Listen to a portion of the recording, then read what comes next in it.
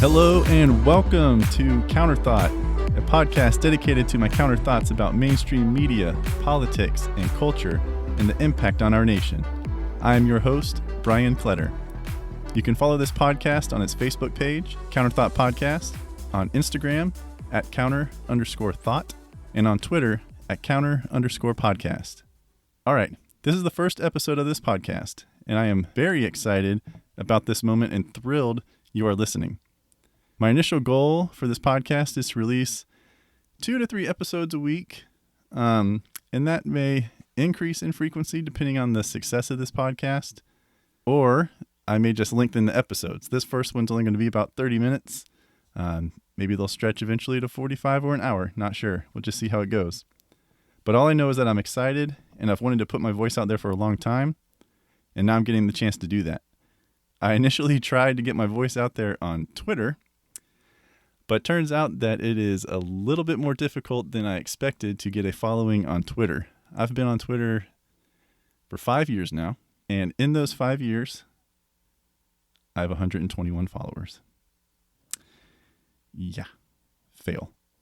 But that's cool, because now I'm here with a podcast, and I want to thank you guys again already for tuning in and listening. Since this is the first episode, I do want to take a few minutes to share with you the reason why I created this podcast, and then we'll get into the episode's topic. So to start, I'm a 90s kid. The 90s were my elementary and middle school years, and I have the fondest memories of that time. I loved my childhood. Maybe that's how the brain works, or my brain works at least. Don't remember too much of the bad, and thankfully remember a whole lot of the good.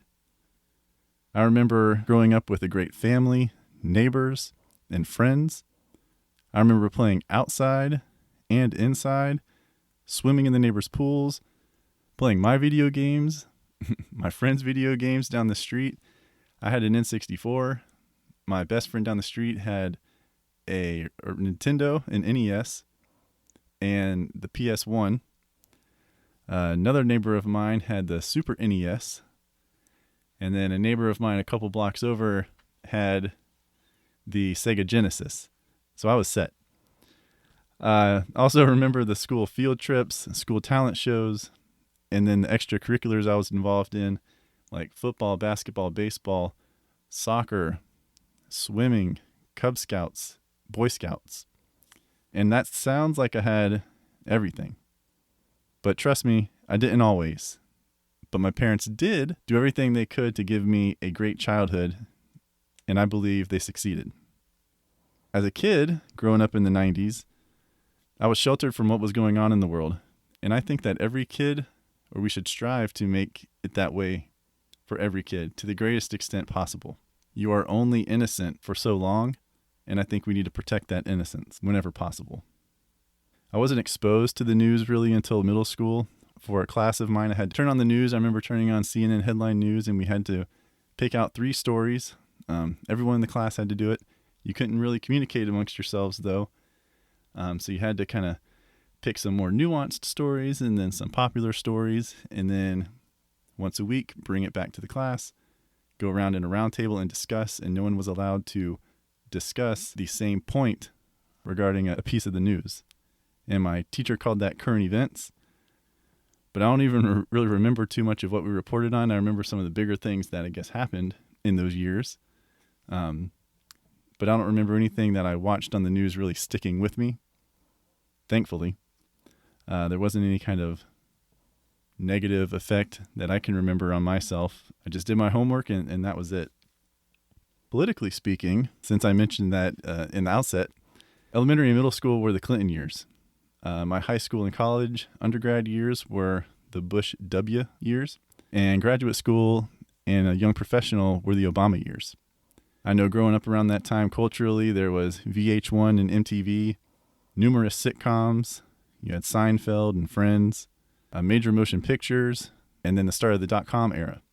And in sports, which was my first true love, or maybe you could still say where my love really lies, the 90s had the Bulls dynasty, the Yankees dynasty, which should have been the Atlanta Braves dynasty.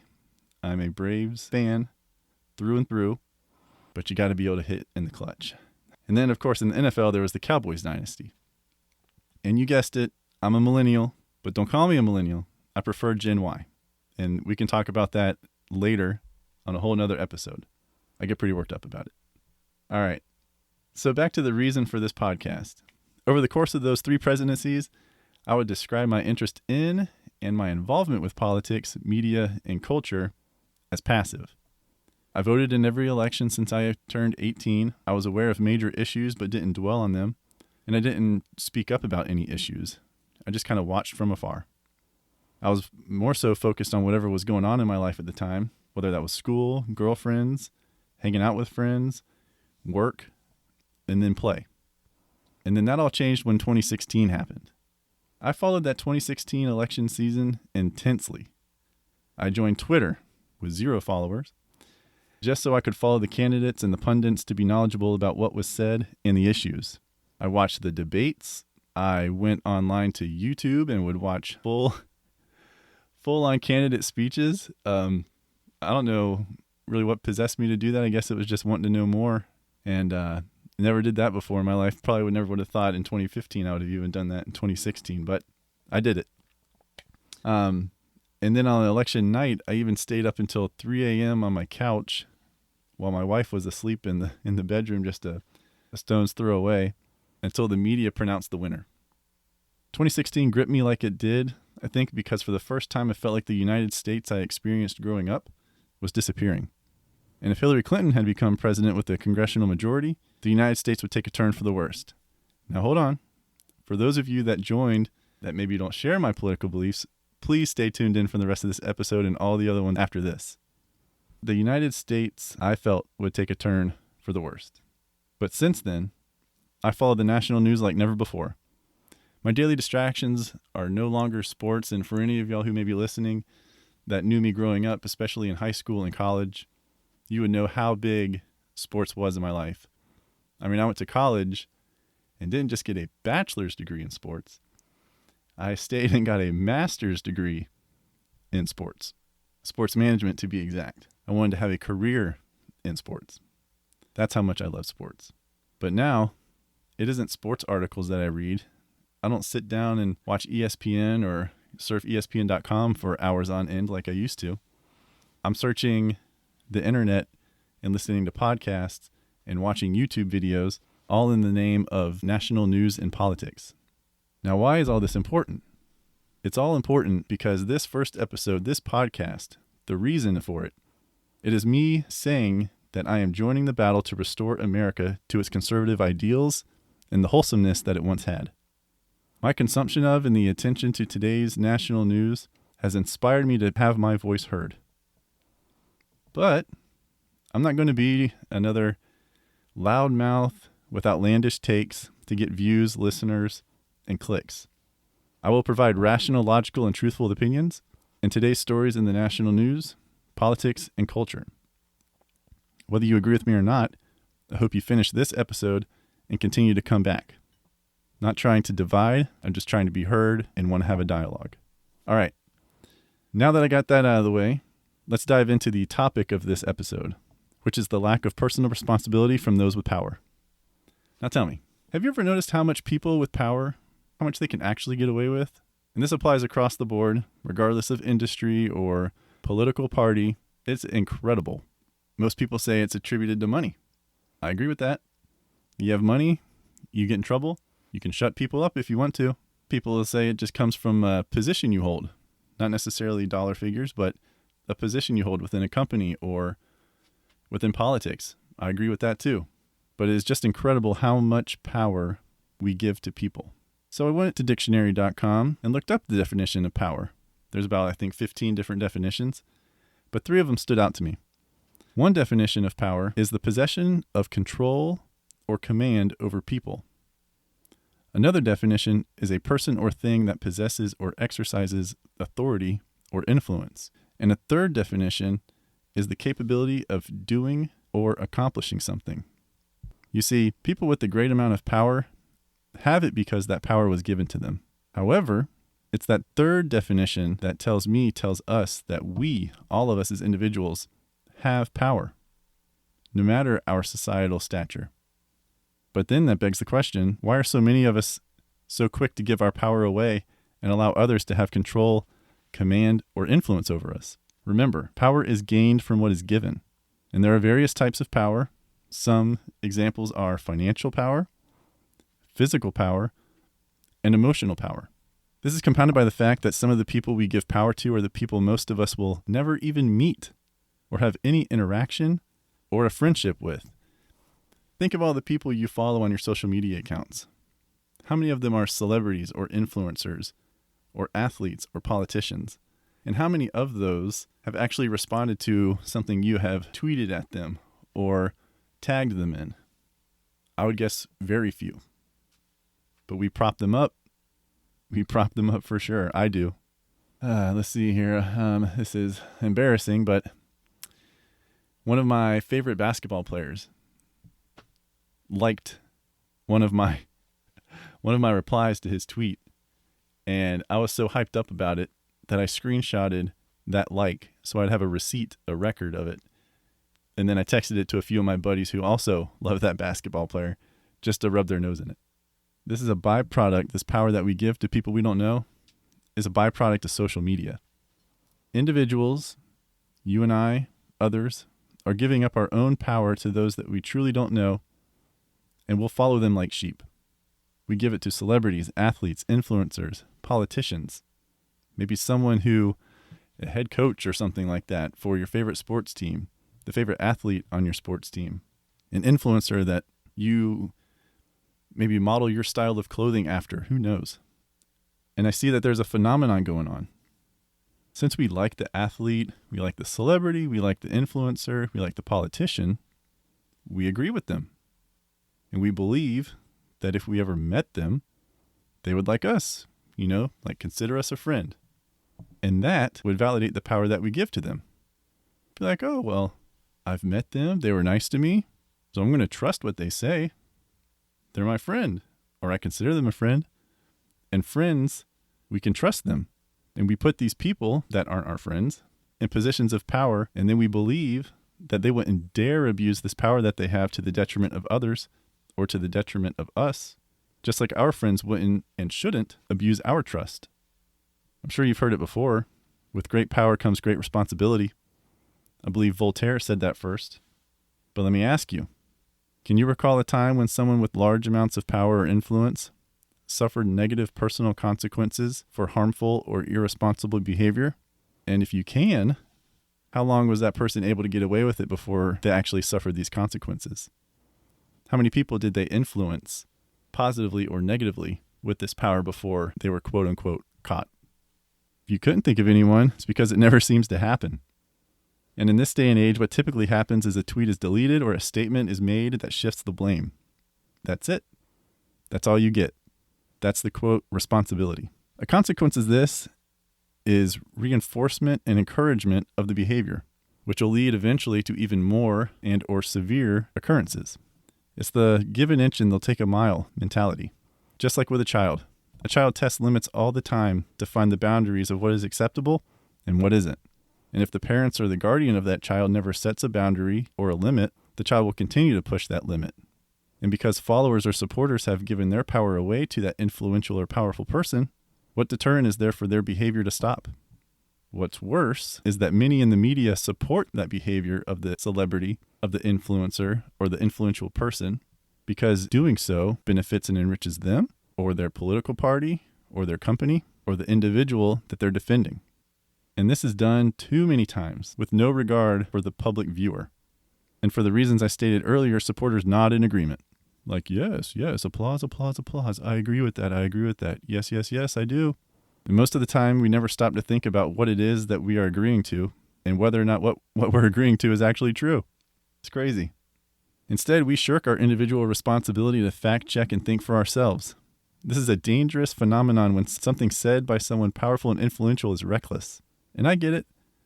Sometimes we let those people get away with it because we're busy. Life is busy. I'm busy. You're busy. Or maybe we're just apathetic. We don't care. It's whatever until it shows up on our doorstep and affects us in that way. It's no big deal. We don't care. Or maybe we're just lazy and we're just going to consume and then spit it out for more people to see. And one of the most recent examples of this is by LeBron James. 2 weeks ago, the Derek Chauvin verdict was handed down. That was on Tuesday, April 20th. The former Minneapolis police officer was convicted of murder for the death of George Floyd. And the nation leading up to that verdict was on edge for 3 weeks during that trial. Cities were preparing for riots to happen if Derek Chauvin was not convicted of murder. I think there even would have been riots in certain areas if he just got manslaughter. And when the verdict came down and convicted him of murder, there was like a sigh of relief and celebration. Celebration that some form of justice was served, and a sigh of relief by others because the riots did not occur to destroy businesses and other property in various major cities around the country. But what did LeBron do when that verdict came out? LeBron James tweeted to his 50 million followers, quote, all caps, accountability. And then, just so happens, that same day in Columbus, Ohio, news comes out that a 16-year-old girl named Ma'Khia Bryant was shot and killed by a police officer. And LeBron caught wind of this. I'm assuming he rushed to judgment, and his next tweet about that to his 50 million followers, which, by the way, isn't even the most on Twitter, but 50 million, that's in between 1/6 and 1/7 of the entire U.S. population. He tweeted in response to that shooting and killing of Ma'Khia Bryant, quote, all caps, you're next, hourglass emoji, hashtag accountability. And he tweeted that along with a picture of the police officer's face. Now, I hope LeBron did that because he reacted too quickly and he had not seen or knew all the information. Because if he had seen the video and gathered all the information and then tweeted that, that is even more reckless and sad. But what LeBron didn't tell you is that the reason why Ma'Khia Bryant was shot was in response to her having a knife and attacking a defenseless young woman, and the officer had to make a decision. But LeBron, to his 50 million followers, he doxed the police officer, put the police officer's face out there, and someone in his camp must have seen that and was seeing all the backlash that quickly came in because LeBron eventually took down that tweet. But not until I think about 8,000 people had either liked it or retweeted it. And who knows how many thousands of people took a screenshot of that tweet and then texted it to their friends or family or posted it to another social media site. No telling how far that went. And like we were talking about earlier, 50 million followers, the influence that he has, and he was reckless. And since he took down the tweet, you'd think there'd be some remorse for that action. You'd think LeBron would issue a follow-up tweet or a statement admitting that he shouldn't have done that and that he needs to get all the information before sounding off, right? Nope. Instead, LeBron tweeted that the reason he took down the original tweet that doxed the police officer was because that tweet was being used to create hate. Not because LeBron was incorrect or made a bad choice by possibly inciting violence, as some would argue, but because LeBron believes that other people were using the tweet to, quote, create hate and more racism. Later, either that night or the next day, LeBron tweeted that anger doesn't do anyone any good, including him, and that gathering all of the facts does. And then 2 weeks after that, so I believe it was Monday of this week, LeBron admitted to Vox that he fueled the wrong conversation about Ma'Khia Bryant. What's that wrong conversation, you ask? The wrong conversation he's referring to is that his first tweet with the police officer focused on Ma'Khia Bryant with a knife instead of focusing on Ma'Khia Bryant as a person, which is part of the whole movement of hashtag say her name. And like I said, it's been 2 weeks since Ma'Khia Bryant was killed by the police officer, since LeBron sounded off to his 50 million followers and doxed the police officer. But has he issued an apology to that police officer? He hasn't publicly. All he said is that he showed the wrong kind of focus and brought the wrong kind of attention to Ma'Khia Bryant. Has he admitted that he made a mistake? He got close, but nope. Hasn't even said, I made a mistake. But what he has done is he has blamed others, and he stated facts are more important, but didn't say if the facts have changed his mind, and if he feels differently now that he's maybe, I'm assuming, hopefully, seen the tape and the other evidence that as we all have. And he said his actions didn't focus the story on Ma'Khia Bryant, the teenage girl. So where's the accountability for LeBron? Where are those of us and those of his 50 million followers demanding that he issues an apology, that he admits wrongdoing? Why is he shirking his responsibility? I'm not convinced that he's remorseful for what he did to that police officer. Some say his tweet could be considered as incitement of violence in the wake of the George Floyd trial. I don't know if there were any direct correlation to any violence, any kind of direct connection, but some would argue that he incited it. And if he incited violence, then he should be suspended from Twitter, right? At least for a day. But that hasn't happened either. LeBron's tweets, good or bad, influence thousands to millions of people daily. And his power and influence is one of the largest in America. And what I said earlier is on full display in this example. LeBron has tremendous amount of responsibility to choose his words and actions wisely.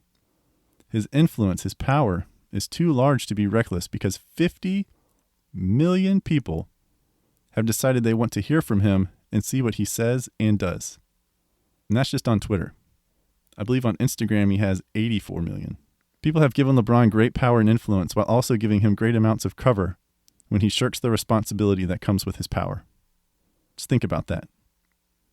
All right, that's it for this episode. Remember to subscribe and engage with me on Instagram @counter_thought, on Twitter @counter_podcast, and on the Counter Thought podcast page on Facebook.